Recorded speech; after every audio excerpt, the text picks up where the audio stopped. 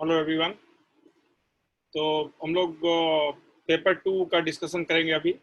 जे advance 2020 chemistry paper 2। Paper 2 students को relatively थोड़ा tough लगा। जो भी स्टूडेंट्स जे एडवांस का एग्ज़ाम दिए हैं, कुछ स्टूडेंट से बात हुआ था। तो चलिए पेपर 2 डिस्कस करते हैं और देखते हैं क्या डिफ़िकल्टी लेवल है और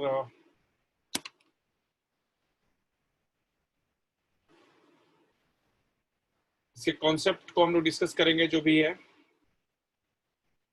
सबसे पहले क्वेश्चन नंबर 1 है। क्वेश्चन नंबर 1 में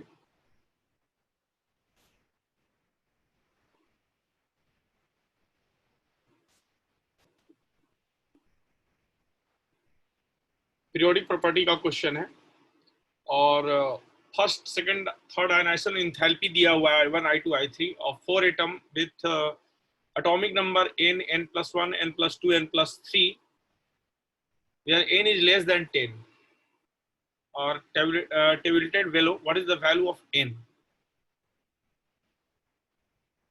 तो एक क्वेश्चन में n का वैल्यू 10 से कम लेना है। सबसे बड़ा हिंट तो ये है कि n का वैल्यू का जो है 10 से कम लेना है। n का वैल्यू 10 से कम लेना है। n का वैल्यू 10 से कम हम लोग क्या ले सकते हैं?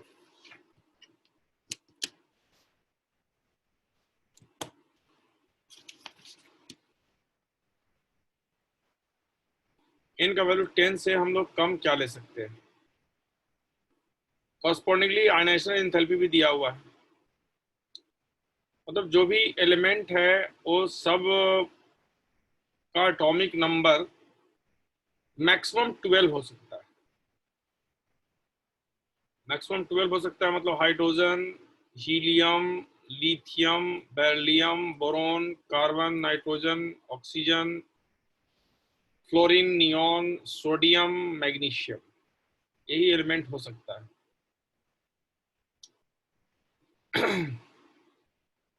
तो इसमें अब आयनाइजेशन एनर्जी का डाटा भी दिया हुआ है। आयनाइजेशन एनर्जी 1 देखें तो हम लोग जानते हैं कि आयनाइजेशन एनर्जी 1 सबसे कम अल्कली मेटल का होता है। लिथियम, सोडियम, ये सब का आयनाइजेशन एनर्जी कम होता है क्योंकि इसका इलेक्ट्रॉनिक कन्फिगरेशन लास्ट में NS1 होता है।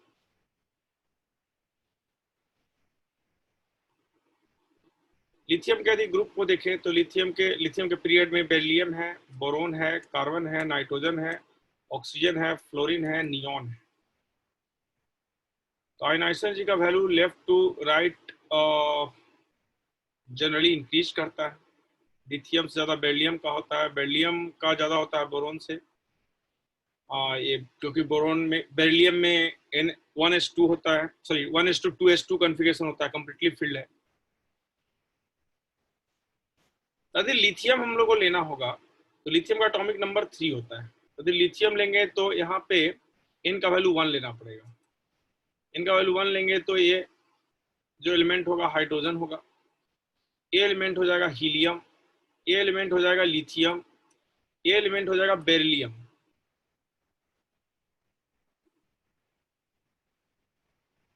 क्यों हम लोग लिथियम ही लिए N+2? क्योंकि इसका वैल्यू सबसे कम है।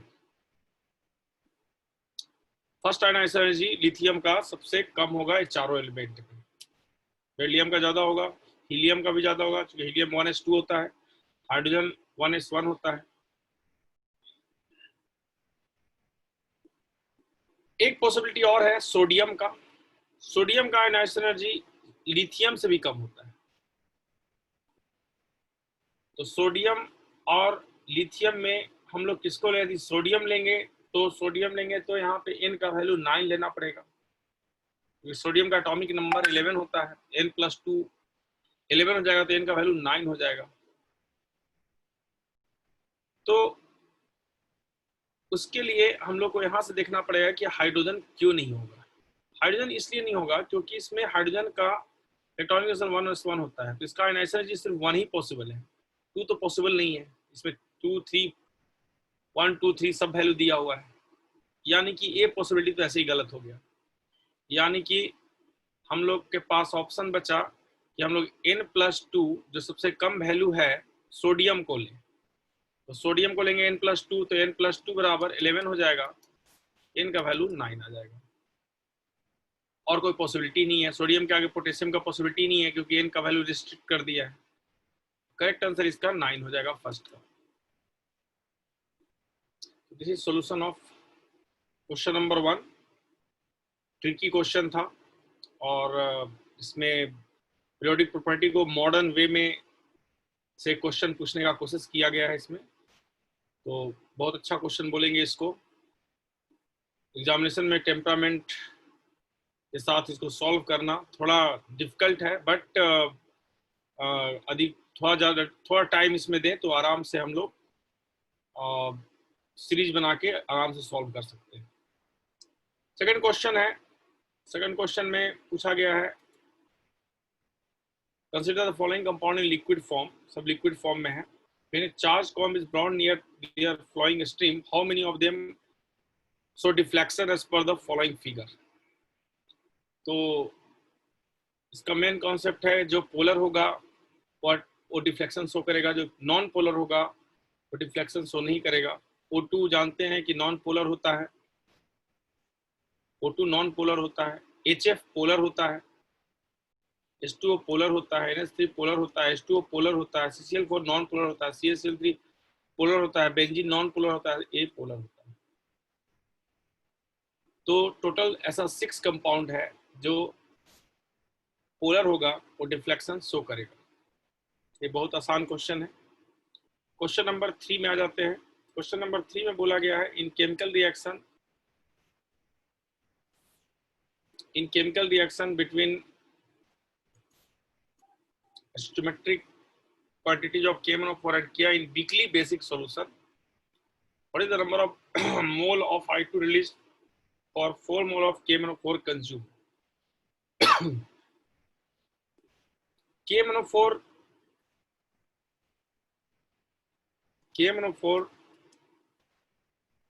Ki weakly basic मीडियम में रिएक्ट करेगा तो I2 का कितना मोल प्रोड्यूस होगा?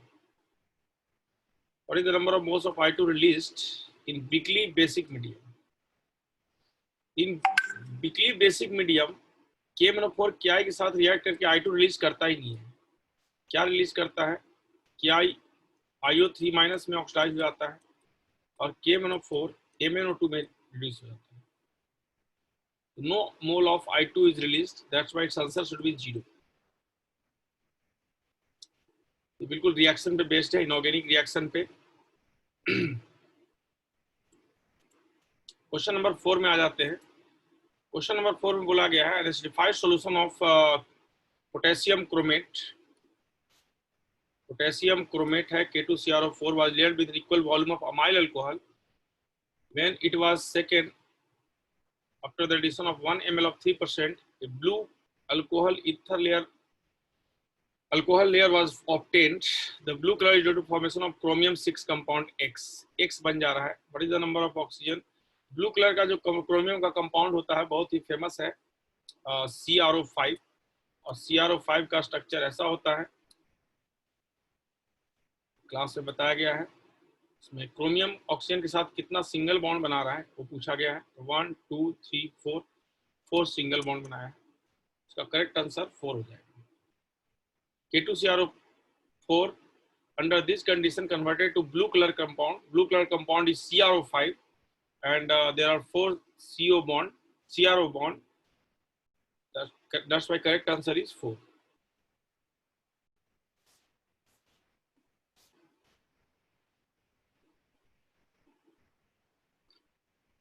Question number 5 is based on peptide. The structure of peptide is given below. The absolute value of net charge pH 2 है, 6 है, 11 है, इस पे चार्ज का मैग्नीट्यूड ऐड करना है। pH 2 क्या होता है? pH 2 बहुत ज्यादा एसिडिक मीडियम होता है, तो under highly acidic medium pH 2 पे सबसे पहले देख रहे हैं और इसका वैल्यू इधर हम लोग लिख लेंगे। pH 2 बहुत ज्यादा एसिडिक मीडियम है, तो acidic medium under highly acidic medium जो इसमें बेसिक ग्रुप है वो H+ ले लेगा। बेसिक ग्रुप इसमें कौन कौन है? NH2 है तो NH3 प्लस बन जाएगा, ये भी NH3 प्लस बन जाएगा, तो 2 प्लस चार्ज आ जाएगा। तो pH2 पे pH इक्वल टू 2 पे मॉडुलस Z1 2 हो जाएगा, क्योंकि बाकी कहीं चार्ज नहीं है। What happened at pH equal to 6? pH 6 पे क्या होगा? 6 भी एसिडिक मीडियम है, लेकिन उतना ज्यादा एसिडिक मीडियम नहीं है। तो pH 6 पे ये तो NH3 प्लस ही रहेगा, लेकिन ये जो कार्बोक्सिलिक एसिड है वो बहुत ज्यादा एसिडिक है pH 6 के रिस्पेक्ट में। तो pH 6 में ये स्ट्रॉन्गर एसिड हो जाएगा कार्बोक्सिलिक एसिड, तो ये अपना H प्लस रिलीज कर देगा। तो pH 6 में ये वाला H प्लस चला जाएगा, ये वाला भी H प्लस चला जाएगा, यहाँ भी माइनस आ जाएगा, यहाँ भी माइनस आ जाएगा।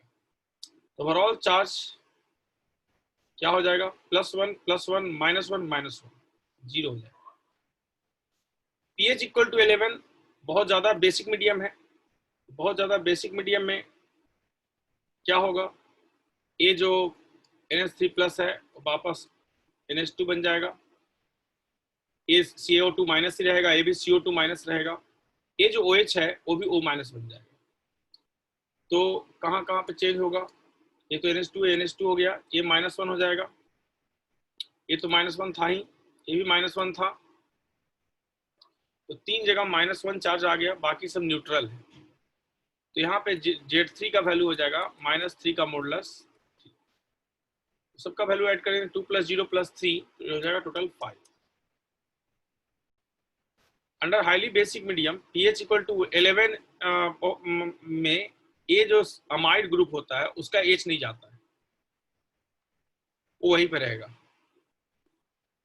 क्योंकि उसका pK 17 होता है, तो उसको जाने के लिए H प्लस को वहाँ पे N- बनना पड़ेगा। तो pH उतना सफिशिएंट नहीं है कि ये वाला H प्लस जा सके।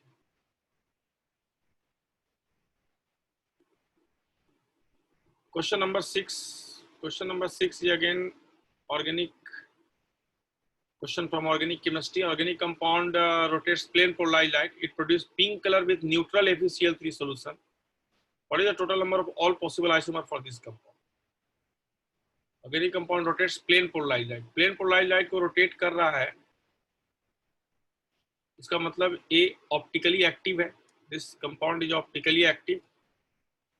This compound is optically active. It produces pink color with neutral FeCl3 solution. FeCl3 के साथ ये टेस्ट दे रहा है, यानी कि इसमें फेनॉल ग्रुप होगा। तो सबसे पहले इसका हम लोग degree of unsaturation find out कर लेते हैं। डिग्री ऑफ अनसैचुरेशन कितना हो जाएगा? 4 हो जाएगा।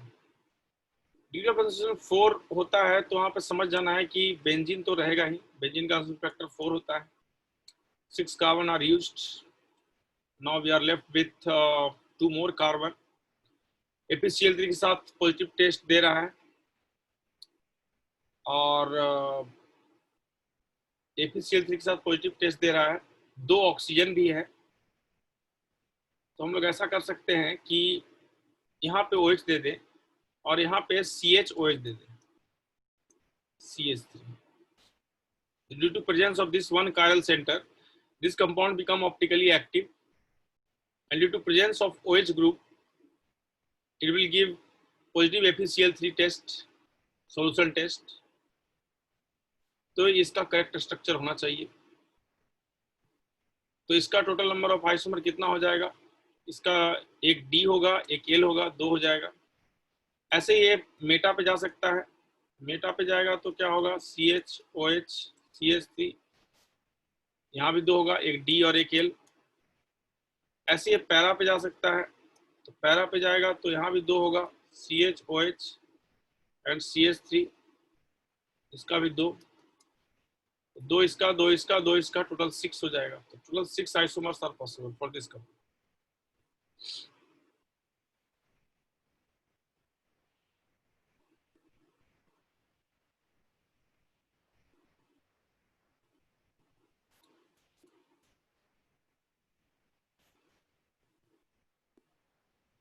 Question number 7 is an experiment m gram of a compound X taken in container is loaded in balance as shown below. In presence of magnetic field, the bandwidth X is either deflected upward or deflected downward depending on compound X.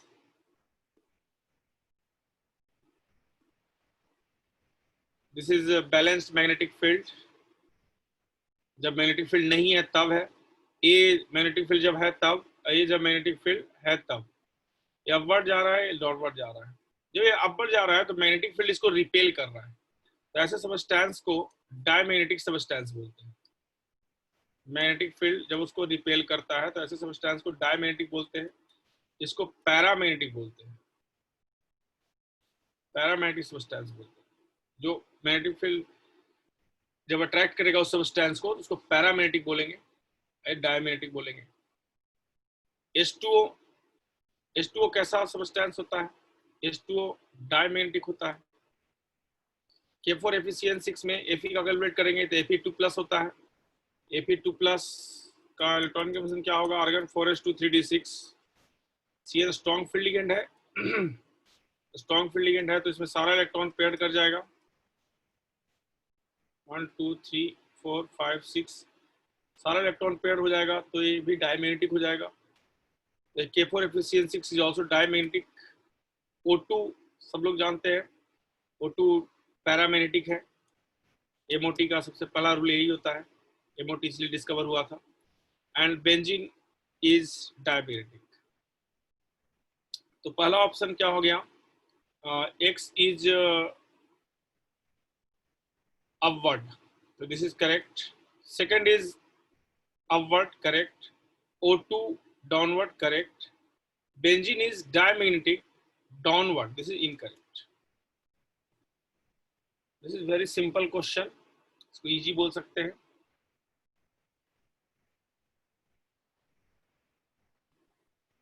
इसके बाद next question पे आ जाते हैं। Question number 8। ये question chemical kinetics और organic chemistry को मिला के दिया गया है। 3 डिग्री अल्काइल हैलाइड है और NaOH ऐड किया गया है इसमें। इस पे ये प्रोडक्ट बन जा रहा है। P0 इनिशियल कंसंट्रेशन है, इसका इनिशियल कंसंट्रेशन P0 है, P है। तो which of the following are correct for the given reaction? Graphical question है। This is 3 degree and 3 degree SN1 mechanism देता है, और SN1 का जो मैकेनिज्म होता है उसमें क्या होता है? रेट बराबर होता है K into concentration of substrate. ये सबस्ट्रेट है तो इसको P लिख दिए। तो ये SN1 रिएक्शन है। फर्स्ट ऑर्डर काइनेटिक्स फॉलो करेगा, order is 1। And first order kinetics जो फॉलो करता है उसका T हाफ का फॉर्मूला होता है 0.693/K। तो T हाफ वर्सेस P0 का ग्राफ कैसा हो जाएगा? T हाफ वर्सेस P0 का ग्राफ ऐसा हो जाएगा। First option is correct. Second is initial rate versus P0। What is initial rate? Rate होता है माइनस dp/dt बराबर K into P। Initial rate मतलब इनिशियल रेट क्या हो जाएगा? K P0, K P0।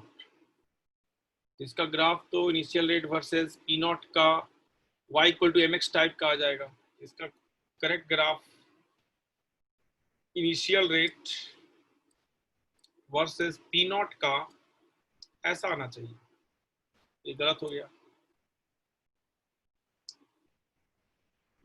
Third question है, थर्ड इसका option है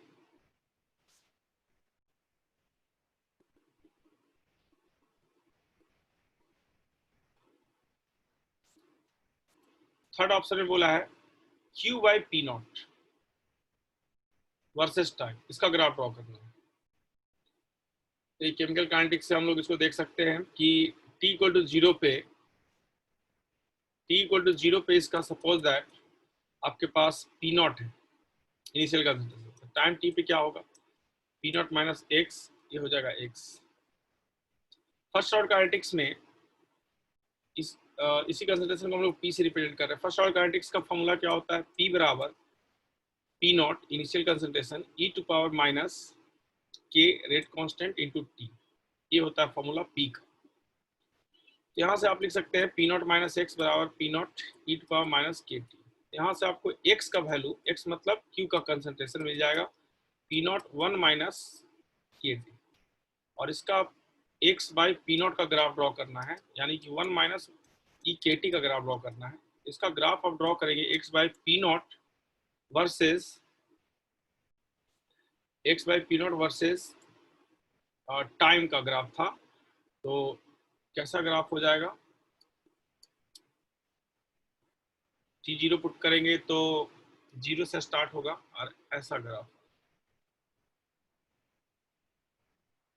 मैक्सिमम वैल्यू इसका 1 होगा, तो C भी गलत हो गया, C में कुछ दूसरा चीज दिया हुआ, दूसरा ग्राफ दिया हुआ है। और लास्ट ऑप्शन जो बोला है, लास्ट ऑप्शन में बोला है ln p by P naught versus time. अभी भी देखे थे कि P का फॉर्मूला क्या आया था, P बराबर आया था P naught e to power minus k t, तो P बाई पी नॉट क्या हो जाएगा, e to power minus k t हो जाएगा, लॉग ले लेंगे दोनों तरफ, ln p by P naught बराबर हो जाएगा minus k t. ln p by P naught versus t का ग्राफ का स्लोप निगेटिव होगा, यहाँ पे स्लोप पॉजिटिव दिखाया है, यानी कि ये भी गलत हो गया। Only correct option is A.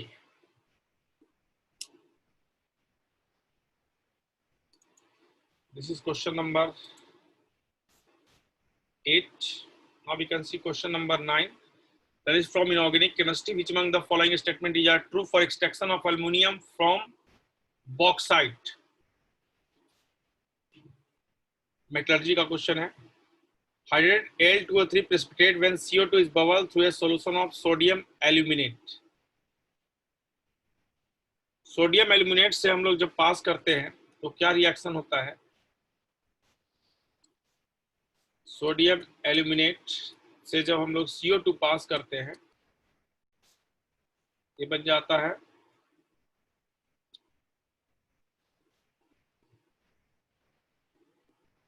AlOH whole thrice plus Na2CO3।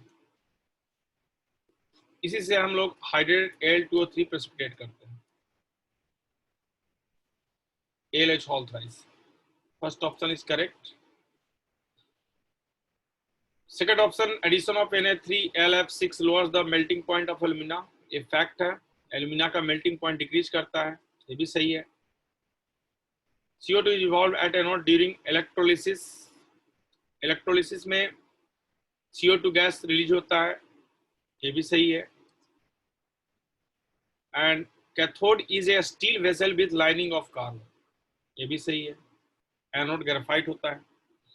All are information based from metallurgy chapter, all options are correct. Question number 10। Question number 10 में बोला गया है SnCl2 is reducing agent. Inert pair effect से sorry group 4A का member है काशी जी, शंकर, पार्वती। तो यहाँ पे SN2 प्लस और SN4 प्लस में ज्यादा स्टेबल होता है SN4 प्लस। PV वाला में PV2 प्लस ज्यादा स्टेबल होता है due to inert pair effect, लेकिन SN वाले में SN4 प्लस ज्यादा स्टेबल होता है। तो यहाँ पे SN+2 है, it has very strong tendency to oxidise into SN4 plus.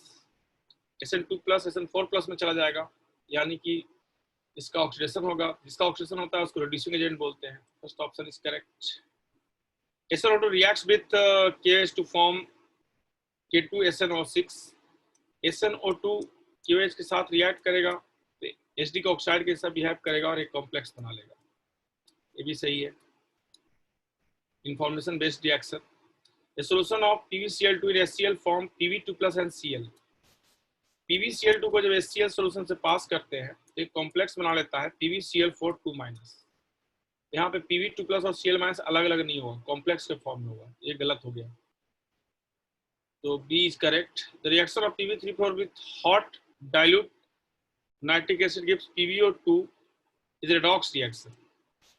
Pb3O4 को नाइट्रिक एसिड के साथ रिएक्ट करवाते हैं तो क्या बन जाता है, PbO plus PbNO3 halt twice, PbO2 plus PbNO3 halt twice plus H2. यहाँ Pb3O4 mixed oxide है, that is made up of PbO and PbO2. इस PbO2 का तो कुछ नहीं हुआ, जस्ट बाहर आ गया. ये PbO PbNO3 halt twice बना लिया, मतलब Pb+2 था यहाँ भी +2 है, और HNO3 का जो NO3 था NO3 रह गया. कहीं किसी का कोई चेंज नहीं हो रहा ऑक्सीडेशन नंबर में, तो ये रेडॉक्स रिएक्शन नहीं है. तो 10 का आंसर सिर्फ ए और बी होगा.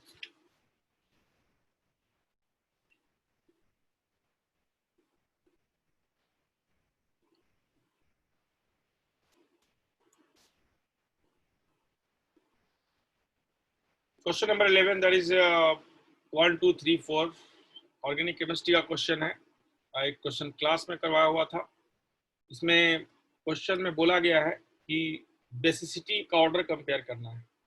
सबसे ज्यादा बेसिक कौन होगा, सबसे कम बेसिक कौन होगा. यहाँ पे NH2 है, NH2 का लोन पेयर रेजोनेंस में पार्टिसिपेट करता है. यहाँ का लोन पेयर रेजोनेंस में पार्टिसिपेट करेगा लेकिन कम करेगा, क्योंकि दोनों CH3 उसको डिस्टर्ब कर देगा. यहाँ पे NH2 भी रेजोनेंस कर सकता है, थोड़ा बहुत करेगा, NH2 छोटा ग्रुप है. और यहाँ पे नाइट्रोजन का लोन पेयर रेजोनेंस नहीं कर पाएगा क्योंकि बहुत ज्यादा स्टेरिक हिंड्रेंस है. ये भी बड़ा ग्रुप है और स्टेरिक NO2 भी बड़ा group.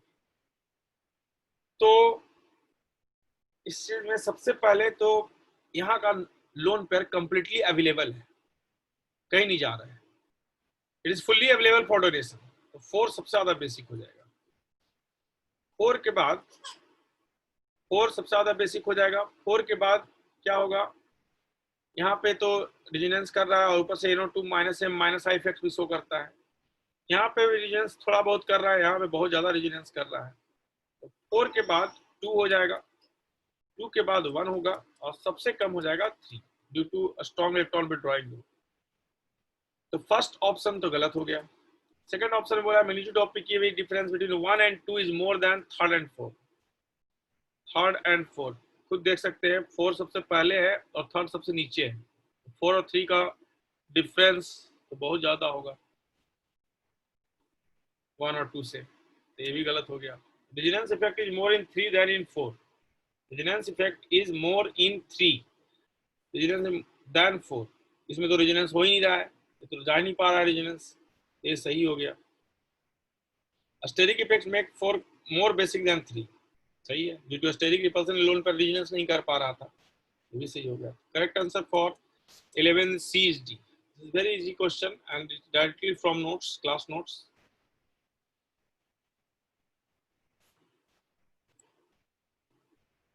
Next question is again from organic chemistry. ये भी क्वेश्चन ऑर्गेनिक का ही है. Consider the following transformation. P के बारे में है और P का मोलिकुलर फॉर्मूला दिया हुआ है C9H12 और इसका आंसर फैक्टर हो जाएगा 4 हो जाएगा. अब बोल रहा है P के बारे में कि P को जब रिड्यूस करवा रहे हैं, प्लैटिनम कैटालिटिक हाइड्रोजनेशन करवा रहे हैं, तो ये बन जा रहा है, ये बन जा रहा है, दिया हुआ है. और P का 2 ऑप्शन दिया है, या तो P ऐसा हो सकता है या तो P ऐसा हो सकता है. अब इस दोनों को मैच करके हम लोग देख सकते हैं कि P या तो P का जो स्केलेटन होगा या तो ऐसा होगा या तो ऐसा होगा. ठीक है, आगे बढ़ते हैं. इसके बाद बोला है कि जैसे हम लोग P इसी से स्टार्ट कर देते हैं. P पे NH2 ऐड कर रहा है. NH2 का काम क्या है, ये जो एस्टिलीन का H है, एसिडिक हाइड्रोजन, उसको रिमूव कर देता है. सपोज हम लोग ये वाला P लेके चल रहे हैं.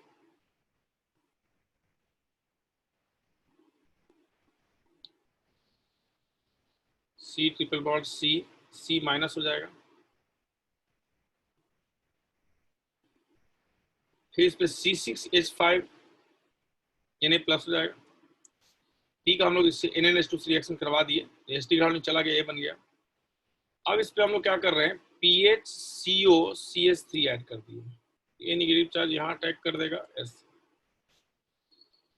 ये आ गया डबल बॉन्ड, ये आ गया ऐसे C ट्रिपल बॉन्ड C, यहाँ आ गया O माइनस Na प्लस, यहाँ पे आ गया PH और यहाँ पे आ गया CH3, ऐसा आ गया। इसके बाद हम लोग इसको हाइड्रोलिसिस करवा दे रहे हैं। हाइड्रोलिसिस करवा देंगे तो क्या हो जाएगा, यहाँ पे H आ जाएगा, हीट भी कर दे रहे हैं। हीट करेंगे तो यहाँ पे H आने के बाद हीट करेंगे तो यहाँ तो H नहीं है, यहाँ भी H नहीं है, तो यहाँ से H चला जाएगा, यहाँ डबल बॉन्ड बन जाएगा, यहाँ डबल बॉन्ड बन जाएगा। तो हम लोग का R का जो स्ट्रक्चर होगा कुछ ऐसा होगा, double bond C triple bond C, ये आ जाएगा PH, यहाँ पर आ जाएगा CH2, ये हो जाएगा R का स्ट्रक्चर।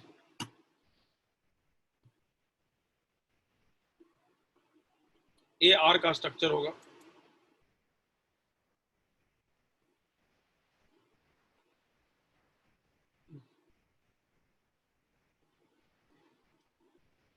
ठीक है, तो ये R का स्ट्रक्चर आ गया, और R बोला है कि ऑप्टिकली एक्टिव है, R ये ऑप्टिकली एक्टिव। ये देखिए कायरल सेंटर है यहाँ पे, this is one chiral centre, that's why it is optically active. तो अभी तक सही है। फिर इस P पे जो हम लोग P इसको अज्यूम किए हैं, इस पे X ऐड कर रहे हैं। X क्या था, X एक रिएजेंट ऐड कर रहे हैं, KMnO4 H2SO4 हीट। X बोला है कि ये है, दिस इज लिंडल्स कैटलिस्ट। यदि ऐड करेंगे तो ये ट्रिपल बॉन्ड को डबल बॉन्ड में रिड्यूस कर देता है, ट्रिपल बॉन्ड को डबल बॉन्ड में रिड्यूस कर देगा और ऐसा बन जाएगा। अब KMnO4 H2SO4 heat, sorry triple bond तो डबल बॉन्ड बन गया। KMnO4 हीट मतलब हॉट KMnO4, इसको इसका भी कटिंग हो जाएगा, इसका भी कटिंग हो जाएगा, तो ऑप्टिकली एक्टिव एसिड बन जा रहा है। ये तो जाएगा तो CO2 दे देगा। ये क्या कंपाउंड बनाएगा हम लोग लिख सकते हैं, A1 2 3 4 5 6 7, ऐसे नंबरिंग कर लिए। तो 1 पे है C डबल बॉन्ड OH आ जाएगा, 2 3 3 4 5 पे C डबल बॉन्ड OH आ जाएगा, इधर 5 आ गया, इधर 8, इधर 7, 7 के बाद 6 पे आ जाएगा C डबल बॉन्ड OH, ऐसा आ जाएगा। ये जो है इस पे तो दोनों ऑप्टिकली एक्टिव एसिड बोला है। ऑप्टिकली एक्टिव एसिड बोलने का मतलब हो गया कि इसमें कोई कायरल सेंटर होना चाहिए, लेकिन इसमें दोनों ग्रुप सिमिलर ही है, इस पे दोनों ग्रुप सिमिलर है, तो ऑप्टिकली एक्टिव नहीं होगा। तो हम लोग का जो अजम्पशन था कि AP होगा वो इनकरेक्ट कर रहा है, यानी कि A नहीं होगा, यानी कि इसको होना पड़ेगा, और X तो वही है, यानी कि R भी गलत है। क्योंकि हम लोग ये बना रहे थे तो P से R बन रहा था। Correct answer is B and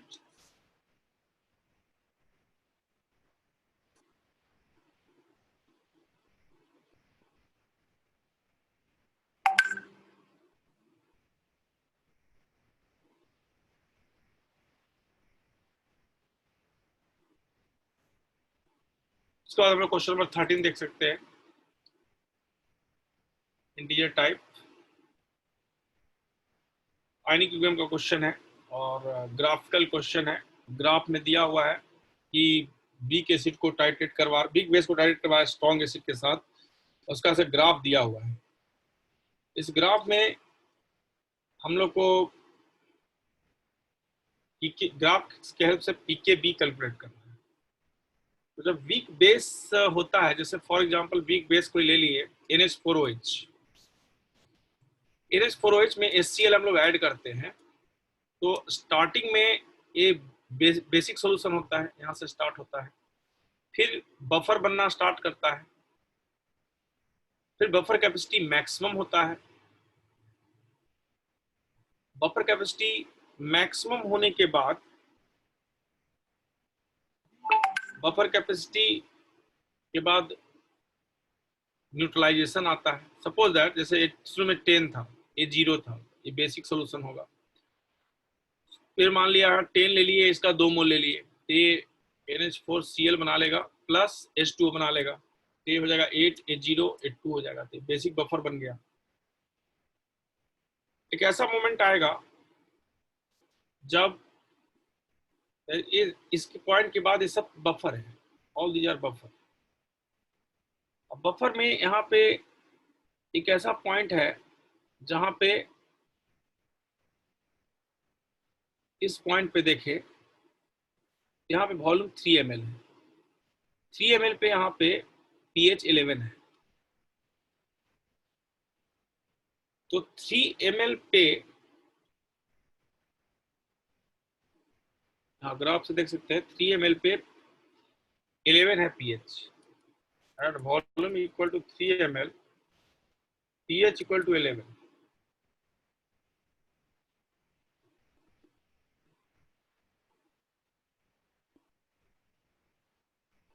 और इसका इक्विवेलेंस पॉइंट कब आ रहा है?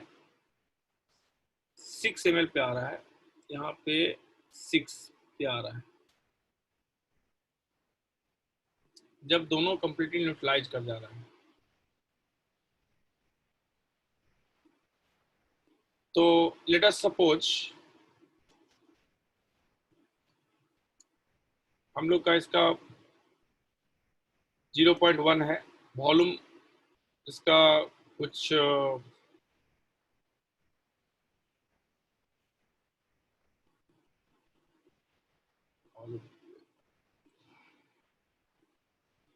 0.1 है, वॉल्यूम मान लिया कि इसका स्टार्टिंग में कुछ है B,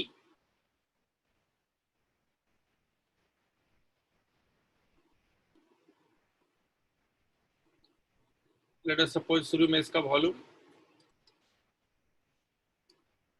इसका मोलिटी 0.1 है और वॉल्यूम इसका ले लिए 10 ml, ऐसे एज्यूम कर लिए, तो इसका मोल हो गया 1 मिली मोल, और इसका भी मोलिटी 0.1 है, और एक मिनट ऐसा कर सकते हैं इसमें कि वॉल्यूम V इक्वल टू 3 पे इसका pH 11 है, तो 6 ml जो है, 6 ml पे इसका इक्विवेलेंस पॉइंट आ रहा है, 6 ml पे इक्विवेलेंस पॉइंट आता है, तो हाफ इक्विवेलेंस पॉइंट कब आएगा? 3 ml पे आएगा, और हाफ इक्विवेलेंस पॉइंट पे जैसे मान लिया इसका 10 मोल है, तो हाफ इक्विवेलेंस पॉइंट पे इसका 5 मोल होगा, ये 5 होगा, ये 0 होगा, ये 5 होगा, ये दोनों का मोल इक्वल हो जाएगा, बेस का और सॉल्ट का, यानी कि हाफ इक्विवेलेंस पॉइंट पे, एट हाफ इक्विवेलेंस पॉइंट, ये जो बफर कैपेसिटी होगा, बफर कैपेसिटी का मैक्सिमम होता है जब बेस और सॉल्ट का कंसंट्रेशन इक्वल हो जाता है, that half equivalence point buffer capacity is maximum.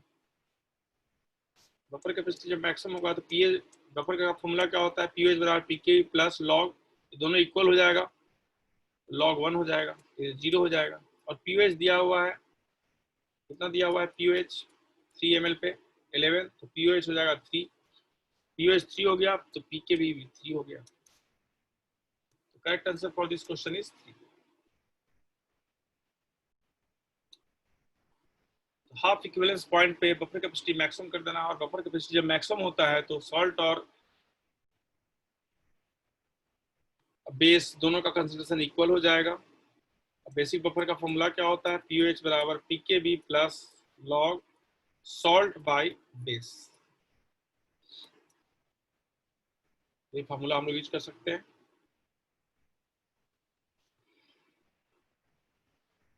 इसके बाद क्वेश्चन नंबर 14 है, इसमें A and B form ideal solution for all composition of A and B at 25 degree centigrade, to such solution with mole fraction of A दिया हुआ है, total pressure दिया हुआ है, what is vapour pressure of pure liquid in bar. बहुत ही आसान question है। तो इसमें पी टोटल का फॉर्मूला हम लोग जानते हैं कि दो लिक्विड के लिए क्या होता है, एक से P A naught plus X B P B naught. P total दिया हुआ है क्वेश्चन में, तो स्टार्टिंग में पी टोटल दिया हुआ है 0.3, पहला क्वेश्चन बन जाएगा। मोल फ्रैक्शन दिया हुआ है ए का 0.25, 0.25 इंटू पी ए नॉट नहीं दिया हुआ है, एक्स बी कितना हो जाएगा 1 माइनस 0.25, 0.75, पी बी नॉट हो गया, पहला क्वेश्चन बन गया। दूसरा क्वेश्चन टोटल प्रेशर 0.4 दिया हुआ है, तो 0.4 इज इक्वल टू, अब मोल फ्रैक्शन दिया 0.5, 0.5 into P A naught plus इसका भी 0.5 हो जाएगा बी का, यहाँ से P A naught P B naught solve कर लेंगे, दो इक्वेशन दो अननोन, यहाँ से पी ए नॉट का वैल्यू सॉल्व करेंगे तो हम लोग को मिल जाएगा 0.2 and P B naught solve करेंगे, sorry P A naught solve करेंगे तो उसका वैल्यू आ जाएगा 0.6 and P B naught solve करेंगे तो आ जाएगा 0.2। तो बी का पूछा है, that is 0.2 is correct answer. बहुत ही आसान क्वेश्चन था। Question number 15, the figure below is the plot of potential energy versus internal distance, plot of potential energy versus internuclear distance of H2 molecule in the electronic ground state. What is the value of net potential energy as indicated in the figure? Potential energy का diagram दिया हुआ है, internuclear distance भी दिया हुआ है, D very कर सकता है, एक्स डायरेक्शन में है, और डी का एक पर्टिकुलर वैल्यू है डी नॉट, उस जगह पे डी नॉट पे उसका एनर्जी दिया हुआ है ई नॉट, ई नॉट का वैल्यू पूछा है डी नॉट पे। ये जो लाइन होता है, जब हम लोग पोटेंशियल डायग्राम पढ़ते थे उसमें क्या था, ऐसे होता था कि पोटेंशियल एनर्जी जीरो लिया जाता था। इसमें कुछ अलग रेफरेंस लिया है, और यहाँ पे हम लोग पोटेंशियल एनर्जी जीरो लेते थे इनफाइनाइट डिस्टेंस पे। यहाँ पे रेफरेंस दूसरा लिया है, और इस ई नॉट का वैल्यू पूछा है, डी नॉट दे दिया है, डी को डी नॉट के लिए हिंट दिया है कि electron electron repulsion, nucleus nucleus repulsion are absent. Hydrogen ऐसा स्ट्रक्चर होता है, दो एटम ले ले तो इसका इलेक्ट्रॉन इलेक्ट्रॉन रिपल्सन नेग्लेक्ट करना है, और इसका न्यूक्लियस का भी रिपल्सन नेग्लेक्ट करना है।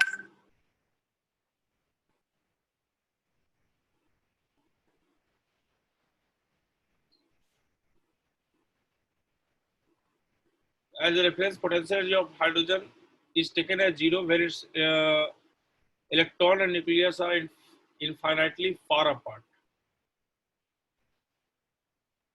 Potential energy of hydrogen atom is taken as zero when its electron and the nucleus are infinitely far apart. Avogadro number का वैल्यू भी दिया हुआ है। तो इस क्वेश्चन में सबसे पहले तो हम लोग को डी नॉट पे क्या वैल्यू है, ई नॉट है, डी नॉट पे पोटेंशियल एनर्जी का वैल्यू कैलकुलेट करना है, और इसमें रिपल्सन भी नहीं होना चाहिए इलेक्ट्रॉन इलेक्ट्रॉन के बीच में, और न्यूक्लियस न्यूक्लियस का बीच में रिपल्सन नहीं होना चाहिए।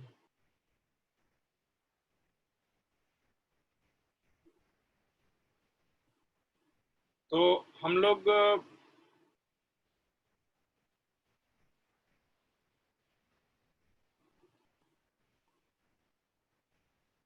ऐसा कर सकते हैं कि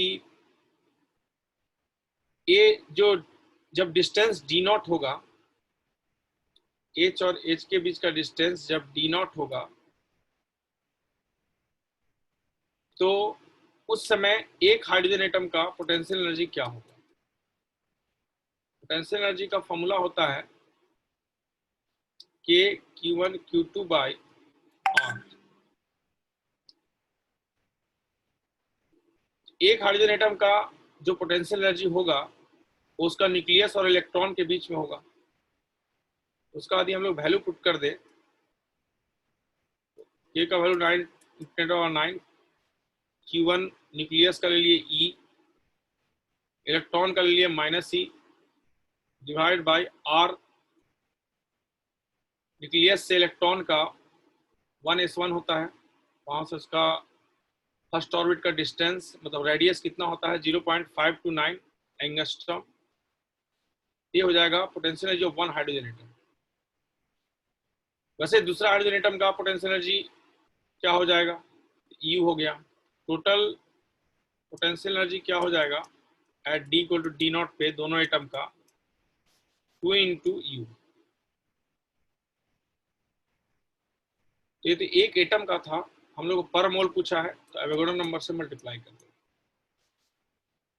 तो पर मोल कन्वर्ट हो जाएगा। तो इसको सॉल्व करेंगे after putting all the values. E का वैल्यू पुट कर देंगे 1.6 इंटू 10⁻19 कूलम। तो यहाँ से हम लोग को वैल्यू इसका मिल जाएगा, दैट इज अबाउट 5246.5।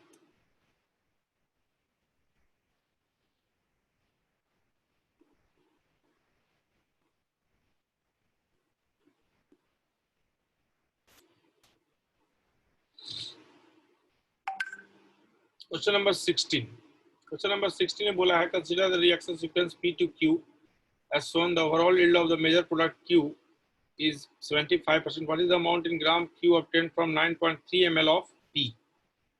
P का वॉल्यूम दिया हुआ है, P का वॉल्यूम दिया हुआ है और P का डेंसिटी भी दिया हुआ है। P का मास मिल जाएगा, what is mass of P 9.3 into 1 gram 9.3। what is moles of P? P का मोल हो जाएगा 9.3 by molecular weight of P, इसका कैलकुलेट कर लेंगे तो 93 आ जाएगा, 0.1 हो जाएगा। अब इससे हम लोग को बोल रहा है Q बनाना है, Q का स्ट्रक्चर लेकिन नहीं दिया हुआ है। तो अंडर गिवन कंडीशन जो Q का स्ट्रक्चर होगा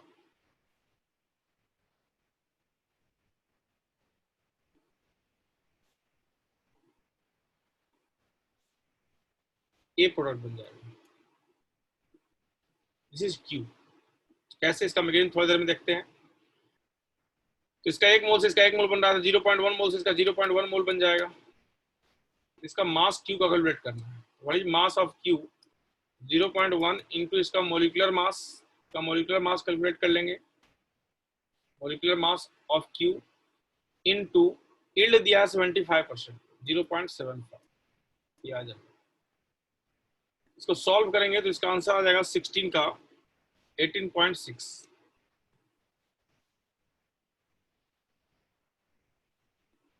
ये ऑर्गेनिक का बहुत फेमस रिएक्शन है डाइज़ोटाइजेशन। सबसे पहले क्या होता है, NH2 ऐड करेंगे NaNO2HCl, ये बन जाएगा क्या N2 plus Cl minus.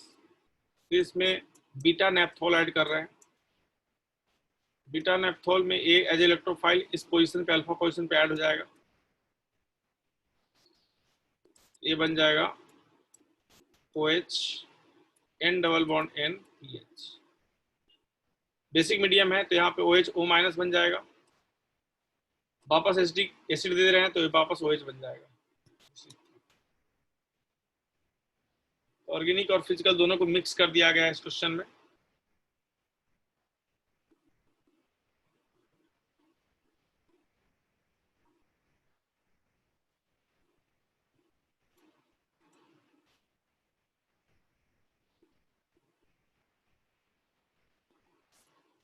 Question number 17. Tin is obtained from cast iron by reduction with coke.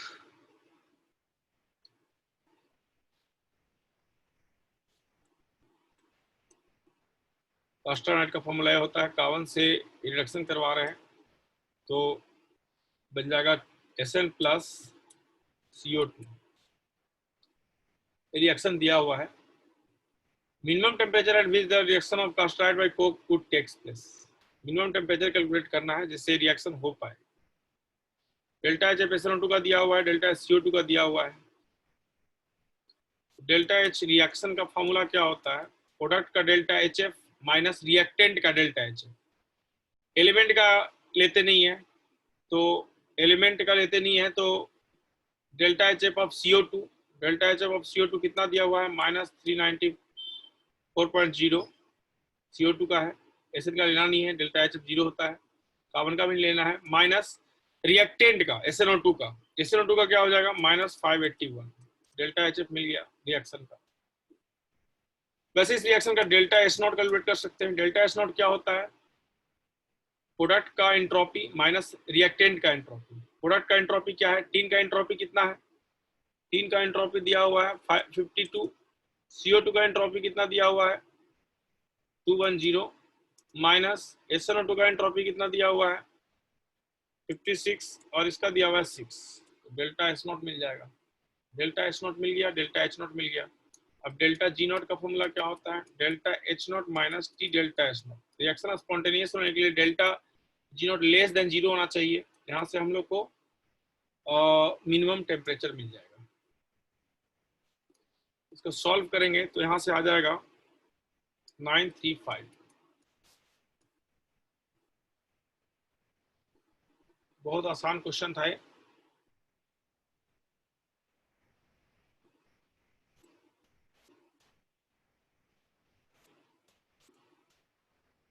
Last question is an simplified solution of Zn2 plus separated with H2S. What is the minimum molar concentration of H plus required to prevent the precipitation of ZnS? Case भी दिया हुआ है और overall distance constant भी H2S का दिया हुआ है। ये क्वेश्चन डायरेक्ट नोट से आया है। तो what is the minimum molar concentration of H plus? तो सबसे पहले तो ये देखना है कि हम लोग को H प्लस का कंसंट्रेशन कैलकुलेट करना है। जेडेस का प्रेसिपिटेशन नहीं करवाना है। प्रेसिपिटेशन नहीं करवाना है यानी QIP less than KSP। QIP का वैल्यू होता है Zn2 plus H2 minus into इसका वैल्यू दिया हुआ है आपको 1.25 इंटू 10⁻22। Zn2 प्लस का वैल्यू कितना दिया हुआ है? Zn2 प्लस 0.05 दिया हुआ है इंटू H2 माइनस। यहाँ से हम लोग को H2 माइनस का मैक्सिमम कंसंट्रेशन मिल गया।